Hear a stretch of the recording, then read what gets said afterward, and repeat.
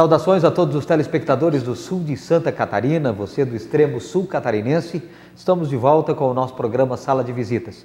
Quando chega segunda, quando chega quarta-feira, entre 18 e 19 horas, para nós é uma alegria muito grande, por podermos adentrar seus lares através de seus receptores, através de seus televisores, com a gentil ação de cada um de vocês, ligando o aparelho para acompanhar a programação da RTV e os conteúdos que aqui preparamos com muita alegria, sempre com muito entusiasmo para você, que é nosso telespectador, que acompanha a nossa programação, seja os noticiosos, seja os programas de cultura, seja os programas de variedades, como é o caso do nosso Sala de Visitas. Esse programa é sempre indo ao ar às segundas e quartas-feiras, entre 18 e 19 horas, traz personalidades das mais diversas áreas, da área da educação, da cultura, do esporte, serviços, entidades organizadas, sociais, enfim, dos mais diversos segmentos. E por isso, a honra muito grande por poder diversificar o tema que é levado até você. O tema, na atualidade, como nós trazemos no programa de hoje, não poderia ser outro que não fosse a Jornada Mundial da Juventude. E para falar da Jornada Mundial da Juventude, nada melhor que alguém que tem um amor muito grande, um carinho muito especial por fiéis, pelos paroquianos, pelas pessoas, pelas famílias, pelo ser humano, independente de classe social, independente de tamanho, independente de cor, pelo seu amor, pelo que faz, pelo seu amor por gente, como pôde se perceber durante a Jornada Mundial da Juventude no Rio de Janeiro, com o Papa Francisco, que já deixa saudade a todos nós brasileiros. Mas também uma mensagem muito forte, uma mensagem de esperança, de vontade, de desejo, de determinação de fazer mais pelo outro, de nos envolvermos cada vez mais pelo bem comum, pelo bem da outra pessoa. Estamos recebendo em nossos estúdios aqui na nossa sala de visita o Padre Pedro Goulart, o Padre Pedrinho, como é conhecido, ele que é pároco em Rio Fortuna e Santa Rosa de Lima, está com a gente para falar um pouquinho da experiência dele na Jornada Mundial da Juventude. Mas antes, claro, cumprimentá-lo, dizer que é uma alegria tê-lo aqui no nosso sala. Padre, boa noite. Boa noite, é uma alegria também poder mais uma vez retornar à RTV e poder chegar em tantos lares, neste tempo em que a alegria contagia todos, seja pela Jornada Mundial da Juventude, seja também pelo compromisso que cada cristão assumiu, não somente os católicos. Nós que chegamos a você também, irmão de uma outra confissão religiosa, você sabe que a fé está no coração de todos e o importante é que tenhamos esta confiança sempre maior em Jesus Cristo, que nos fortalece, que nos anima sempre mais em nossa missão. Padre Pedrinho, como é que foi a Jornada Mundial da Juventude? Foi a primeira que o senhor foi ou já teve em outra? E como é que foi aquele momento lá, essa experiência enquanto ser humano, enquanto sacerdote?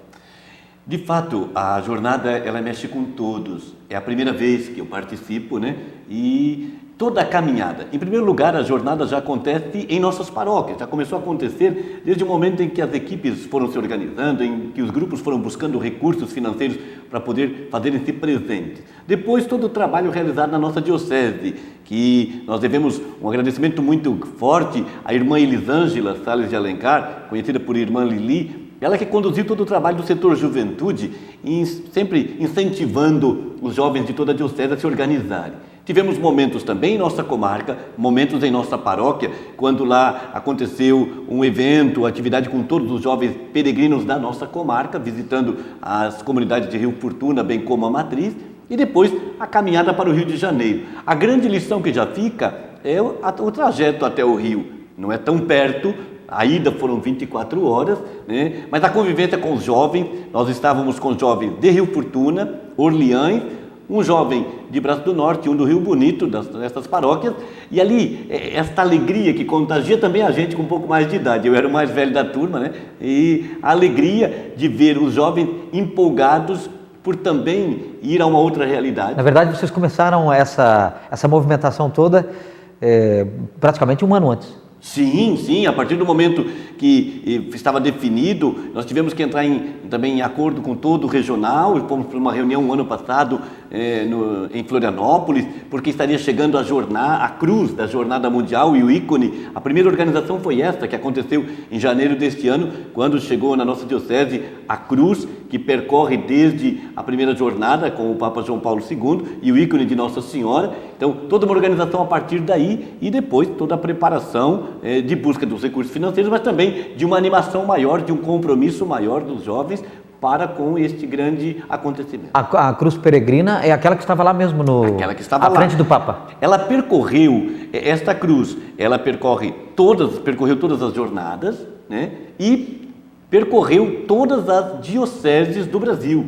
Então, é uma organização brilhante, em todo cantinho do Brasil, pode-se dizer assim, esta cruz passou. E ela foi, depois, o símbolo principal lá da jornada, e é toda a Via Sacra que se pôde acompanhar, estação por estação, retomando o sofrimento de Cristo, mas trazendo também os jovens que hoje caem, quando Jesus cai. Verônica, que enxuga o rosto de Cristo, mostrar às vezes que pessoas também são solidárias para com quem sofre. A dor de Maria, recordando o sofrimento de tantas mães que perdem seus filhos inocentemente. Ou seja, toda a trajetória da caminhada de Cristo rumo ao Calvário foi trazida para a trajetória também de muitos jovens nos dias de hoje. Agora, aquela casa construída lá naquele momento, que significa a construção da igreja, um templo, e aí tem a mensagem também de São Francisco de Assis, na verdade, pelo nome do Papa Francisco, tem toda uma estrutura que ser montada com muita gente, muito organizadinho, porque senão se perde no tempo ali, né? Então veja, na história da vida de São Francisco, há um momento em que a igreja está passando por uma grande provação pelo ano 1200, e é neste momento que surge o jovem impulsionado pelo Evangelho, que abandona toda uma vida de erros, porque São Francisco passou por provações, abandona toda a sua família para servir àquela que lhe tocou o coração, que é a pobreza. Ele quis viver a pobreza, a total entrega. Por isso, quando ele se despede de seus pais, ele sai nu, dizendo: eu não preciso nada disso, eu vou viver pobre como os pobres. E vive a mendicância, indo de casa em casa. Ele alimenta-se daquilo que as pessoas lhe dão. Só que muitos jovens também, impulsionados pelo testemunho deste jovem Francisco, também se lançam neste caminho. E num dado momento, numa igreja, na igreja de São Damião, a cruz fala com ele, e ele ouve a voz de Cristo dizendo: Francisco, reconstrói a minha igreja. Não seria a igreja material. Isso. Reconstruir a igreja como organização, como envolvimento de todos. Quando os jovens, naquela bela construção daquela igreja, onde passo a passo foram erguendo aquele templo lá simbolizado, finalizando com a presença dos franciscanos, que levavam em suas mãos os trigos, que é sinal do sacrifício de Cristo no altar com a Eucaristia. Claro que ao mesmo tempo é também uma homenagem ao Papa pelo seu nome, mas um compromisso de todo jovem como Francisco, que tem a missão de reconstruir a igreja, ou seja, pelo seu testemunho, mostrar a alegria de ser discípulo do Mestre. Padre Pedrinho, tem-se a impressão que a cada 300, 400, de 300 a 500 anos, acaba nascendo um iluminado. Isso pode ser um chamado de Deus quando o homem começa a se distanciar? Nós que estudamos na teologia a história da igreja, nós temos vários semestres de história da igreja, percorremos toda a caminhada. Em cada momento em que a igreja ou a humanidade passa por momentos de trevas, Deus manda uma luz. Manda uma luz, né? Teresa de Calcutá é uma luz para os nossos dias, e o Papa retomou o nome desta mulher por 2 vezes, fortemente, quando ele diz para os jovens: Teresa de Calcutá, Madre Teresa, é um modelo a ser seguido, de uma mulher corajosa, que deixa também o seu convento de irmãs enclausuradas, de irmãs que cuidavam de meninas da classe média alta, num colégio, porque ela sentiu a dor dos pobres da Índia, e ela se entrega, ela é modelo. Francisco de Assis é modelo. Os santos e santas de Deus se tornaram modelo nos momentos em que as trevas pareciam dominar, surge uma luz enviada por Deus. Ele não abandona. Se você tem passado por provações na vida, se você tem enfrentado certas trevas, não desista. O Senhor está ao teu lado. Pessoas ao teu lado também se tornam luz. Eu e você temos esta missão de sermos luzes no caminho daqueles que estão à nossa volta. Então jamais seremos abandonados por aquele que nos ama. Como Deus vai suscitando a cada tempo pessoas que são testemunhas. Padre Pedrinho, se alguém acreditava que ter um padre sul-americano seria uma grande provação, digamos que alguém lá do mundo europeu tenha pensado, vamos mandar lá para a América do Sul, porque a situação está difícil e aí se algo acontecer de errado, as responsabilidades pairarão lá pela região do terceiro mundo.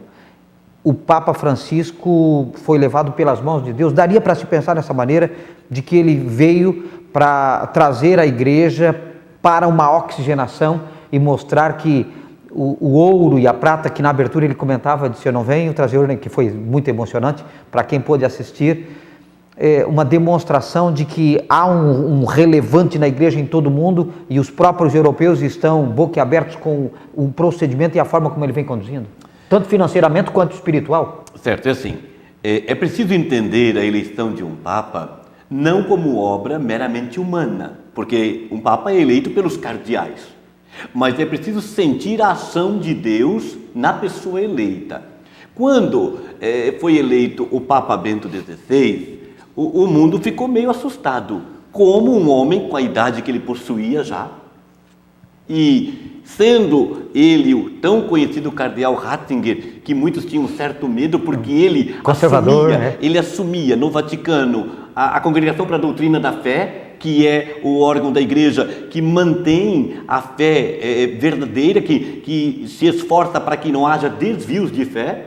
Então, ele não era bem visto por alguns teólogos, mas por que o Espírito Santo suscita, em meio aos cardeais, a nomeação deste homem? Aí nós temos que ver o que o Papa Bento XVI enfrentou. Ele enfrentou problemas seríssimos, tanto de ordem eclesial, bem como de ordem do mundo no seu agir. E ele foi firme. Ele foi seguro. E outra coisa que o Papa Bento XVI me ensinou muito é que aquele homem que parecia tão seguro, conservador ou dono, quem sabe, de um poder, que na verdade não era isto, ele nos dá o grande testemunho de humildade. Ele, percebendo que não teria mais condições, forças humanas, não espirituais, não forças no sentido da fé, mas forças humanas. Basta olhar para você. Se você tem mais de 80 anos, como é que você está reagindo? Você tem as mesmas condições de caminhar, de pensar, de raciocinar? O Papa é alguém humano. E ele nos ensina isso. No limite da sua vida, ele ensina-nos que também é preciso dar espaço para outros. E ele assim o faz. E o mais bonito, quando é apresentado o Papa Francisco, ele vai dizer, eu agora sou obediente a ele é o meu Papa. O senhor pode continuar falando sobre esse assunto em seguida? Com certeza. Nós vamos para um rápido intervalo e voltamos já já, conversando com o Padre Pedrinho sobre essa transição e a luz que representa na atualidade para a Igreja o Papa Francisco. Já já.